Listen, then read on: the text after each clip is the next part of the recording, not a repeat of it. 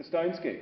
You're on the stage where the Stones played. Can I get one of you to start by saying that, where we are and the Stones played, and we'll just have the three of you just tell me a little bit more about what you remember of the Stones and the significance the Stones have to your story.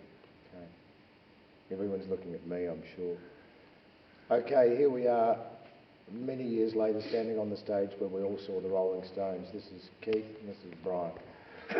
Not me. You know, but when we were kids, it was quite an amazing thing to see the band here, and to finally, at I think it was Big Beat 67, to find ourselves standing on the same stage where we'd seen our heroes that had inspired us to play the kind of music we played.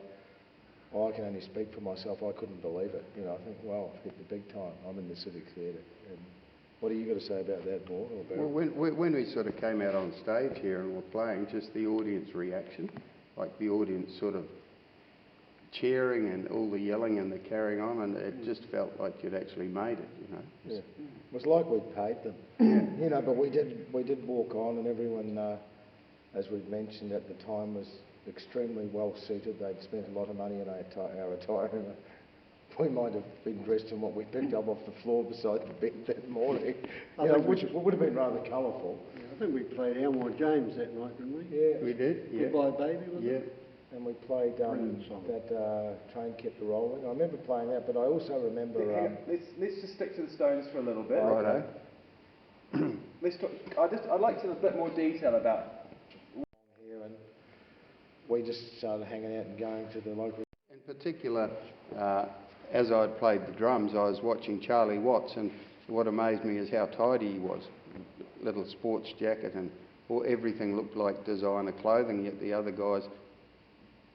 They were wearing casual gear, but they're quite different to him. He sort of stood out as being a bit different. Yeah. I think. And I also remember being quite amazed. I think their latest record of the time was Little Red Rooster. I'd never seen anyone play the slide guitar before. And so this guy had this little bit of metal on his finger, and he had this big white box guitar that Bari probably played earlier on, and he was doing the sliding on. That's how they get that sound. So. It's funny because that's exactly what I remembered was Brian Jones playing Little Red Rooster with the slide guitar. And I also remember them doing Chuck Berry's Around and Around, which was a great favourite on record, but it was just pumping. You know, it was really like nothing I'd heard. Like Keith Richards was quite a performer. He used to move around a lot on stage. Yeah, those fancy little steps. All that stuff. Yeah.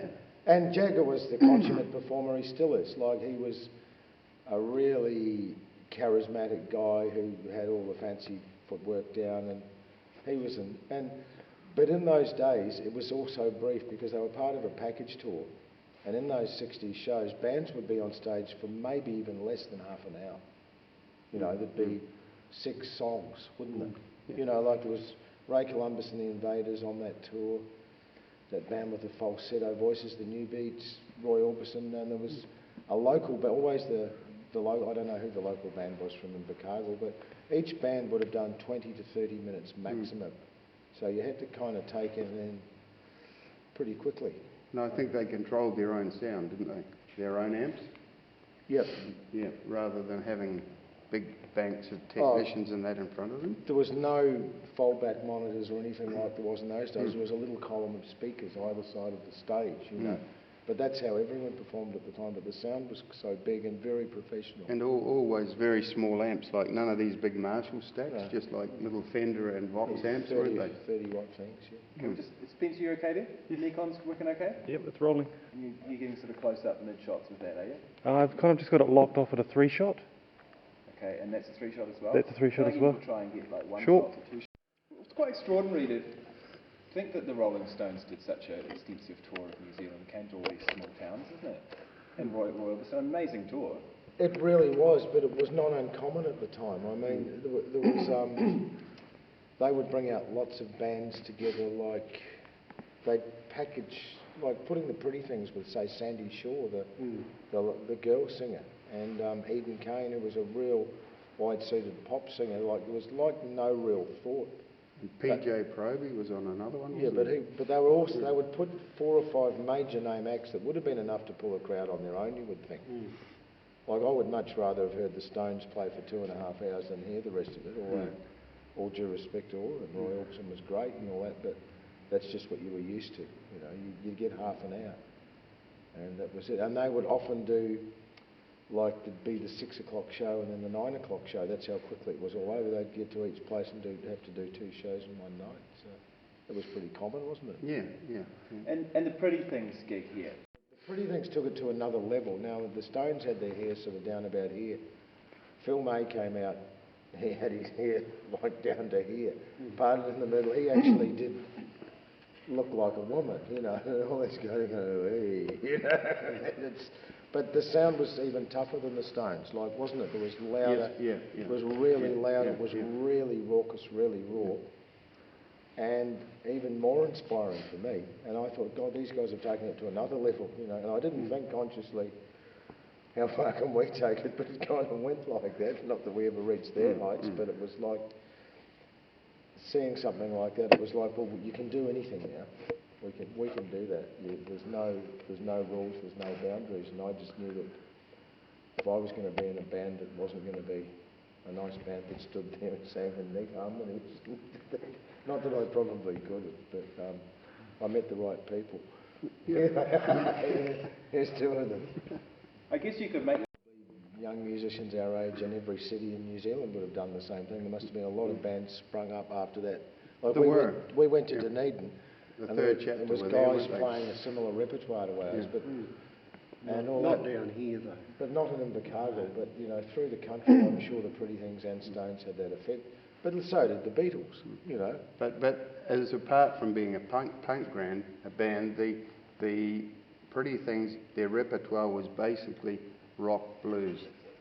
That's where they got a lot of their influences from, wasn't it? Yeah. You know, like Roadrunner and other hits they had, they were derived from Negro musicians a long time before, whereas punk bands were inclined to just be yelling and screaming and antisocial, so far as I could see. You know, they weren't blues based. But there was a thing about the Pretty Things that I think that lyrically, like the Stones, when they did Little Red Rooster, they would faithfully try and recreate something as much as they could, like the Chicago blues bands. The Pretty Things didn't. They took it somewhere else, and I mean, one of the Beatles are going, you know, I want to hold your hand, and you know, even, you know, Mick Jagger singing, you're going to tell me you're coming back to me. Phil May singing out there singing, Hey, and Mama. Don't Bring Me Down. And then I laid her on the ground, my head was spinning round, Don't Bring Me Down. I'm going, it's a bit better than I want to hold your hand, you know. And, so lyrically, you know, being the singer, I was getting into the lyric thing, and the Pretty Things were a lot more risque than anything. And that's when I thought, gee, But after this you is started really... singing that stuff, you were a lot harder to control. That's true. So that's, I think, the difference was the Pretty Things songs, they were a lot wilder. Yeah. They were just a lot like wilder. One song, Hey Mama, Keep Your Big Mouth Shut, and that lyric went through over and over again, and you get all these people coming to the dances to hear that, all dressed up with their nice little belts and their coiffured hair, dancing around like this, and it sort of spun them out, didn't it? Yeah, well, they'd be like that one week, and the next week they'd be coming in jeans and wanting a drink. We were very accommodating. Well, let's talk a bit about that, the impact that... Well, it sort of started to take off. When the Beatles cover groups were playing, everybody came very tidy. When we were playing, they started dressing much the same as we did. We often had parties after dances and shows and things we played at in a flat we had on High Street, and invariably you get some of the people coming down, and these parties could go for 3 days, and it ended up that you got this whole subculture in Invercargill that became our party crowd, but when we were playing would come to where we were playing as well. And then you started getting Dunedin people coming down to come to our parties. People that had seen us in Dunedin that would, we'll go down to one, because it was all... So the party would spill onto the stage, is that what you're saying? And it was all alcohol and music. It was pre-marijuana and all this kind of stuff days, you know, in Invercargill. So it was just drinking and music, having a good time and throwing out people you didn't like. But there was also a very fashion thing, like when people started growing their hair, you actually ran into a lot of antagonism, violence. Certain police officers Yep, would pick on you. single people out. I can say his name. Frank Oliver was an arsehole, but he individually picked out everyone, locked them up, gave them a bit of biffo, and it's and I think it was being inspired by that, and just that teenage rebellion thing. Well, we're going to look like this because we want to, and we don't care what kind of aggro they're going to throw at us because we're going to give it back. Do you know what I mean? It was an attitude. Yeah, I was in a funny situation because I had an older brother who was a policeman in the town, and I was going out one Saturday night, and he actually slid me up the wall. He was a lot bigger than me and said, "You're not going out looking like that because everybody knows you're my brother." Well, I went out, and about 6 months later, he ended up at one of our parties. So. And you said, "You're not allowed in here because everyone knows you're my brother." I don't know if that happened, but that's good. No, that was down at Ern Street, and I remember we had that big pewter mug with the glass bottom. Yeah. And he wanted to be tough, and he decided how quickly he could drink one of those, and we had to stopwatch out, and I beat him. I beat my beer drinker. But there was also we didn't seek out a violent thing, but I remember playing places like Gore, the East Gore Hall, and I don't know who spoke to whose girlfriend or wife or mother or sister, but we were literally chased by a vehicle full of guys in our van heading back to Invercargill. And remember that? And the tyre lever. Vaughan gets the tyre lever out of the car, is hanging up the window. I've got to turn around like this and throws it. Goes smashing into the windscreen of the car. Smashed the windscreen and they ride off the road and we go, phew, we're on the way home. But I mean, that was not an uncommon, that's a classic example of, you play the country towns like Gore and Wanaka and the local youth and the farmer guys, they just really couldn't handle us, could they? No, just how we looked. And gradually it seemed to get rougher because this Ern Street thing, I can remember a phone book arrived and somebody wanted to hang it on the wall, so they got out a 303 rifle and shot a hole in it and hung it on the wall. And a few days later, some boys from Bluff broke into this flat in the middle of the night and got people in their sleeping bags and beat the hell out of them. Graham Paul. That's right. So you were sleeping with a 303 rifle beside your bed in case it happened again. So that's pretty heavy stuff. I don't think they were Bluff boys, I think they were from nightclubs. Were they? But it was like We'll find out. Attack. We're looking for you guys. I was there that night. Yeah. Are you okay there, Spencer? Yes. Yep. Okay, let's just talk about your performance here, and I need you to introduce... Let's see if it click in there, just be careful.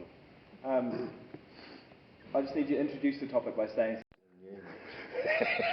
Well, I've got grandchildren, can you edit that please? No, I don't care, they know. Big Beat 67 was a fundraising tour put together by the guys from the Southland Times. They got the Unknown Blues on board. The posters billed us as the Wild and Savage Unknown Blues.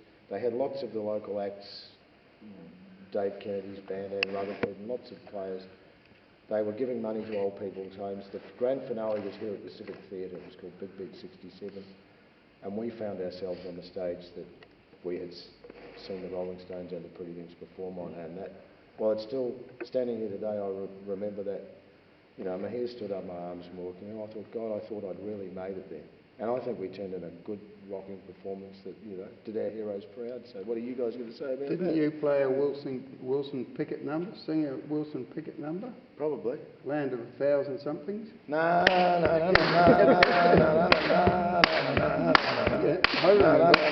That was before the Blues Brothers.